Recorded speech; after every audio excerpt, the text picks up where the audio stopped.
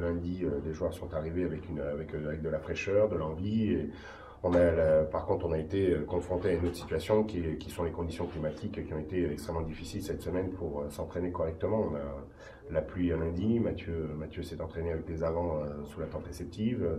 J'ai dû annuler, mardi matin, j'ai dû annuler un entraînement derrière puisque c'était un marécage à la Fajol. Voilà, on a eu des conditions très très difficiles pour s'entraîner.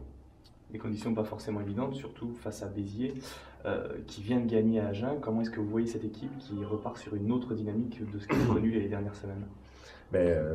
C'est une autre équipe. Jusqu'au mois de décembre, elle était moribonde, elle ne gagnait pas, elle perdait même des matchs des fois.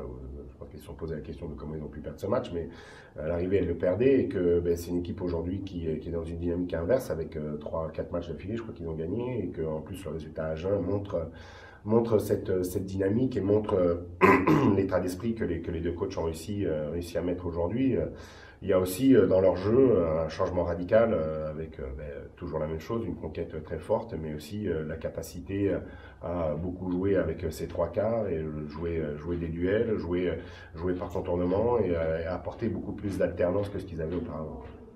Alors, des nouveaux joueurs, des nouveaux staffs un petit peu des deux côtés à l'intersaison et en cours de saison pour Béziers. Béziers-Carcasse, c'est toujours un derby à vos yeux? Dans le sens du terme, derby, c'est 30 km de distance et ainsi de suite, mais c'est le derby de l'Aude.